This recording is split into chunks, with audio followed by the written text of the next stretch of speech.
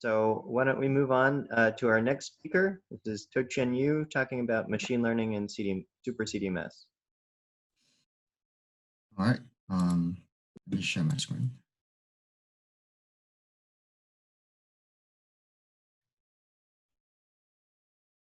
Can everyone see the slides? Yes. Yes. Okay. Anyway, so I'm going to give an overview of various machine learning activities at SuperCDMS. So our machine learning effort is still very new, so it's not as mature as perhaps some of the other collaborations, but I'm going to show what we have done anyways. So this is a picture of our collaboration and all the institutions involved. So for those who are not familiar with our detectors, it's basically a piece of silicon or germanium crystal. So the idea is that, so we are a dark matter experiment. So the idea is that whenever an incoming particle interacts with the semiconductor crystal, it will create some phonons as well as charges. And we can turn those charges into additional phonons by drifting them in a applied electric field. So basically we get a bunch of phonons for every event. And we collect those phonons at our sensors on the surface of the crystals. So these sensors are nonlinear, so they are called QET. And as a result of that, the sensor current changes in response to the phonon energy. So at the end, you get a pulse in the sensor current, and it typically looks like a exponential pulse. The shape of the pulse is actually a function of many things. So it can be a function of energy. So even if your event is twice as energetic at this event, the pulse that you get is not 2 times this pulse. So the shape of the pulse actually changes with energy due to the nonlinear nature of our sensor. It can also depend on the position of the interaction and also the voltage that you apply across the crystal. Yeah, so basically the main point is to get a pulse, and the pulse shape is dependent on many things. And there are 2 types of detectors that we test in our collaboration. So the first type of detector is a big detector that will be used for our main science runs.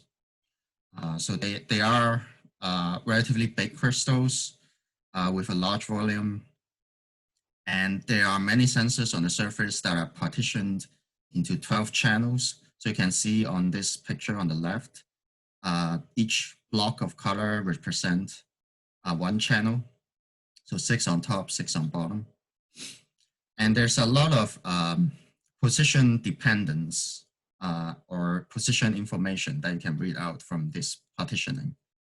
So on the top plot here, I've shown a simulation of, so what I'm showing here is only 4 of these 12 channels.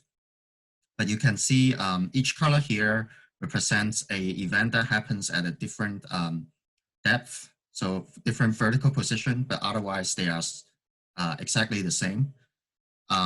So you can see among the different depths, there's a lot of variance in the amplitude and shape of pulses across different channels. So the idea here is whether we can, extract, something useful from this using machine learning. Right? There's also another type of detector, which is a smaller R&D detector. It only has 1 channel.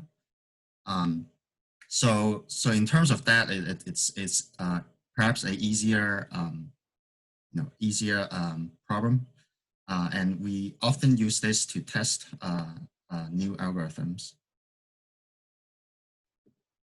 All right. So why do we want to do machining? Why why it's our current method not ideal, right? So to answer that question, I have to go into like what we use for now. So I think so. What we use for post reconstruction is pretty standard. It's a match filter.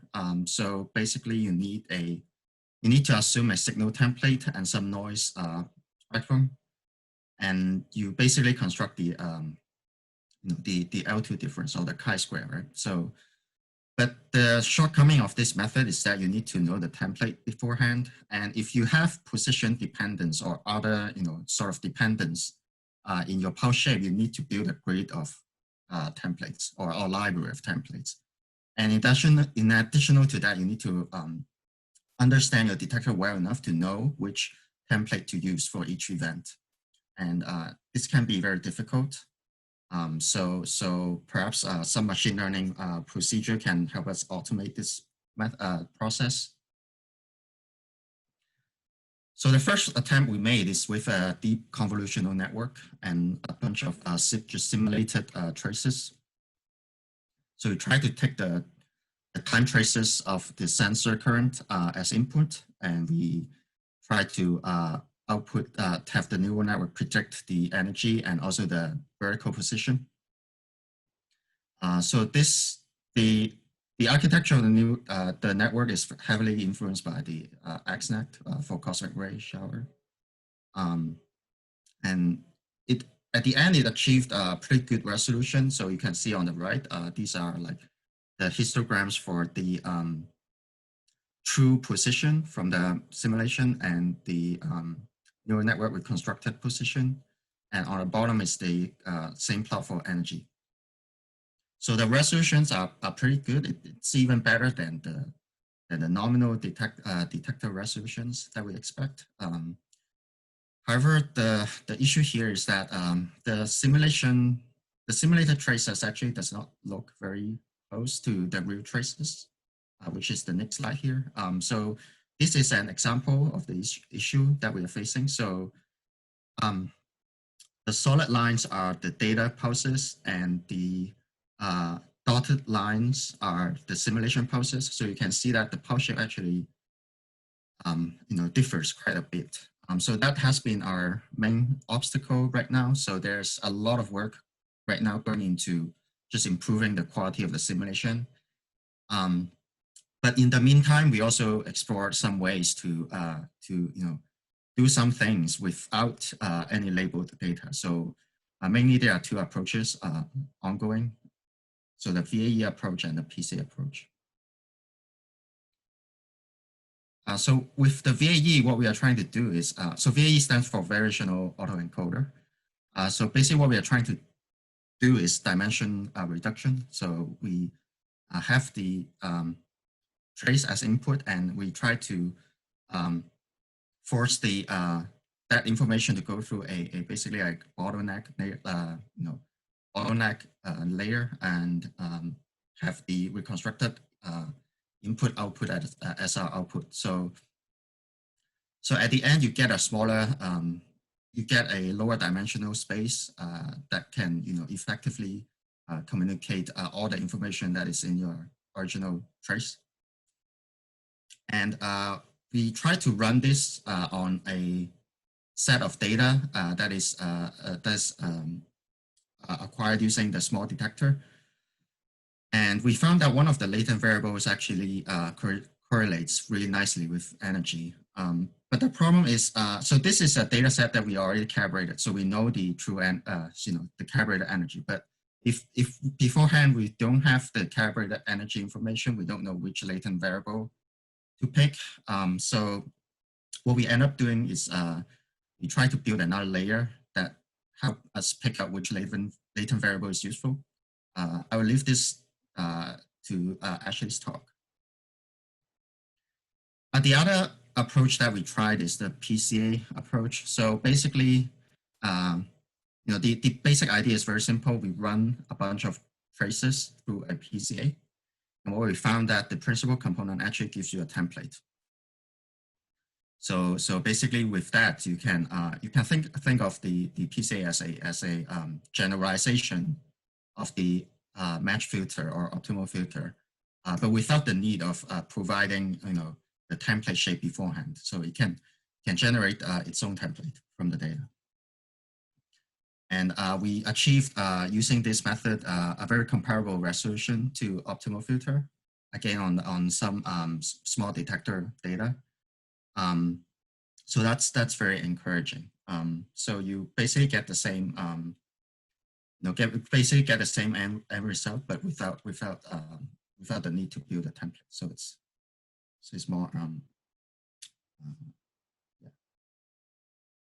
All right. So so there are also many other new directions that we are trying to head into. So for example, we are trying to do some event discrimination with various techniques. So so some people are working in a PCA classification, and there are also attempts at various clustering methods and also neural network-based methods.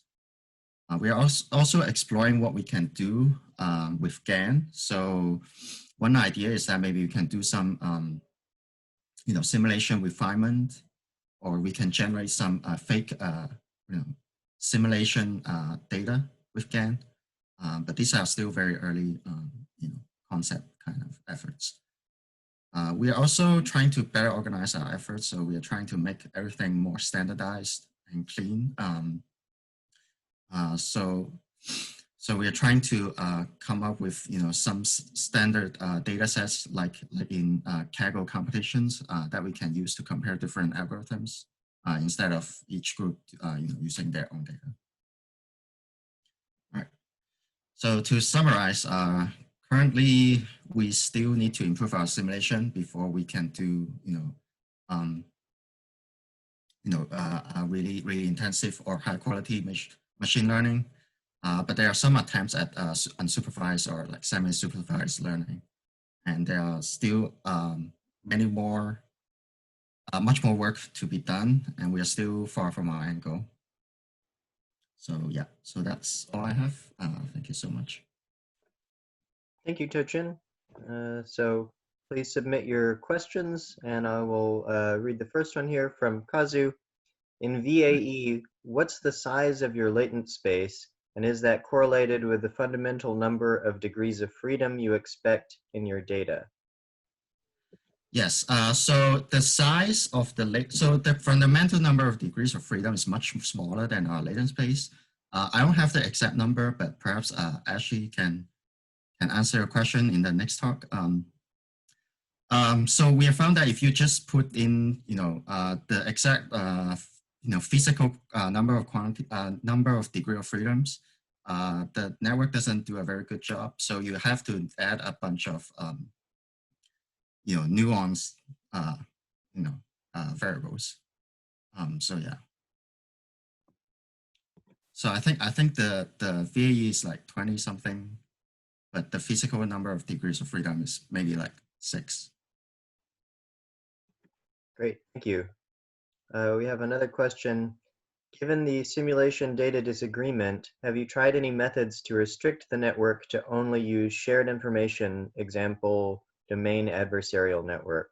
Yes, so that's something we are exploring right now. So what we can do with given this domain disagreement, but no real progress has been made yet. So great, thank you.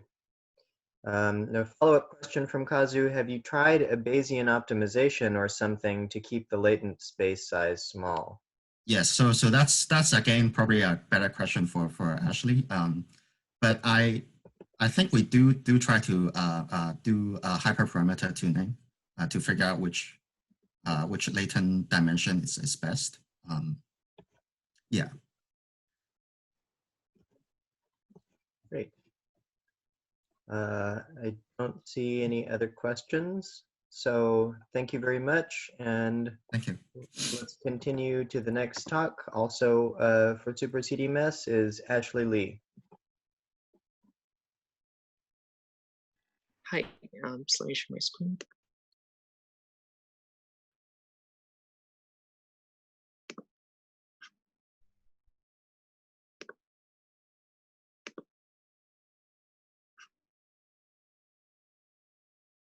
How do I full screen on LibreOffice?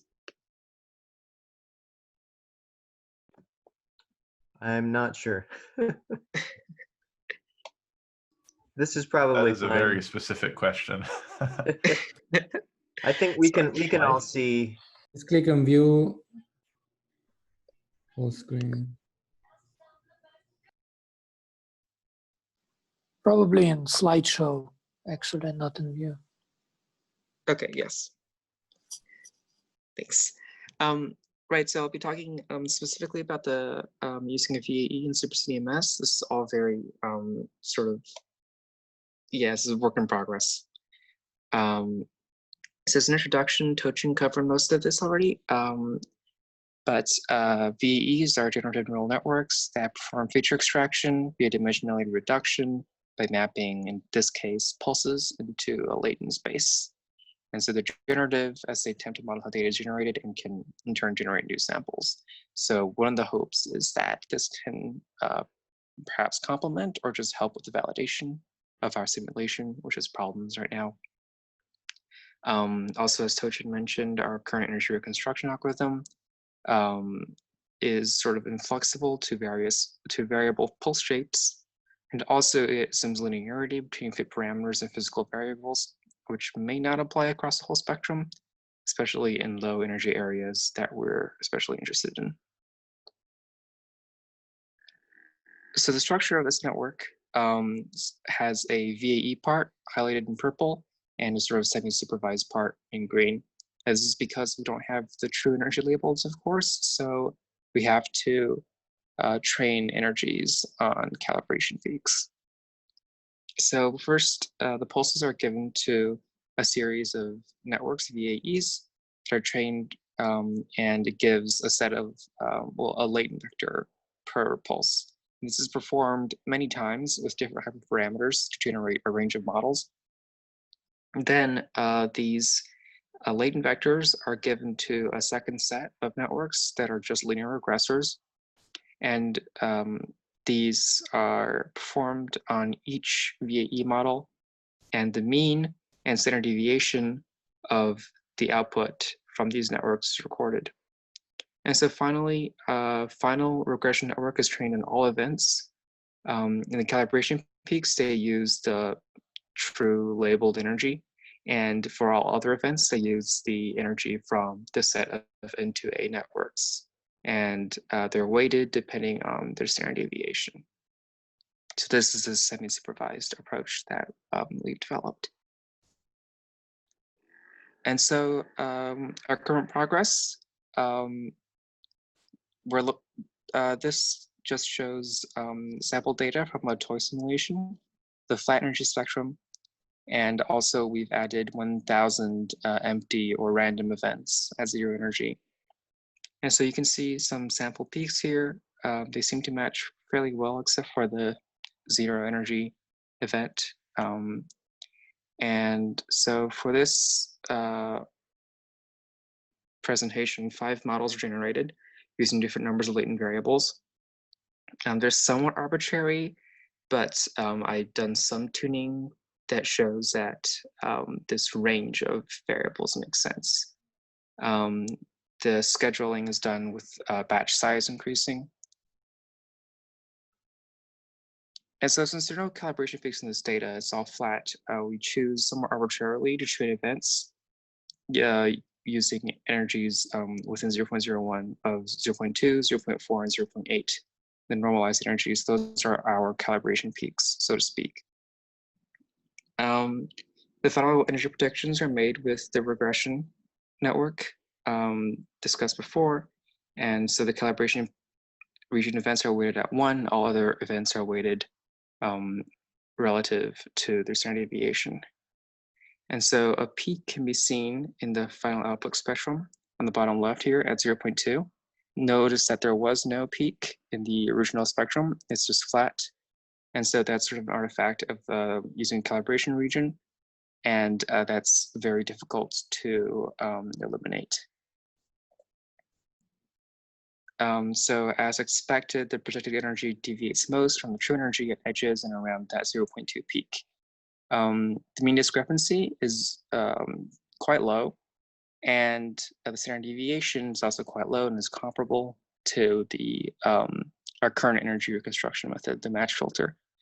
However, the energy dependence of this discrepancy is concerning, especially around the peaks and at low energies. And so the current challenge I'm trying to overcome right now is just avoiding the peakiness of the projected spectrum, even when no peak exists in the real spectrum. I think improving the semi-supervised part might help, but I'm not sure. And also extrapolating beyond the calibration peaks is difficult at lower and higher energies. Sometimes it works very well, sometimes it doesn't. It's just inconsistent.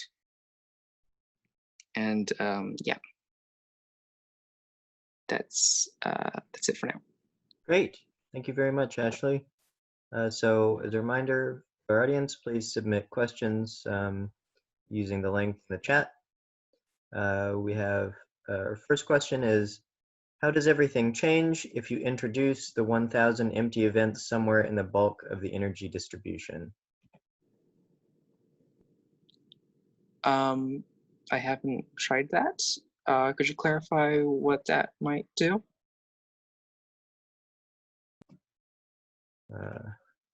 Not an easy way for us to do follow-up for that, but if there's an update, the poster could add an extra question there. Well, we can come back to that. Another question, can the peakiness be related to the fact that you're using bigger weights for the calibration peak? Yeah, certainly. It's a lot worse without the semi-supervised training part at all. So just training on the calibration peaks only. And it's sort of a balancing act, I guess, because I also don't want to just train the network on a linear regression and have it be a linear regression. So yeah, trying to overcome that is, that's, I guess, part of the hyperparameter tuning, but also it's not necessarily like what I want.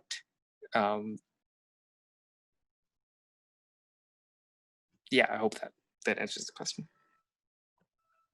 Thank you. We also have an update to the previous question.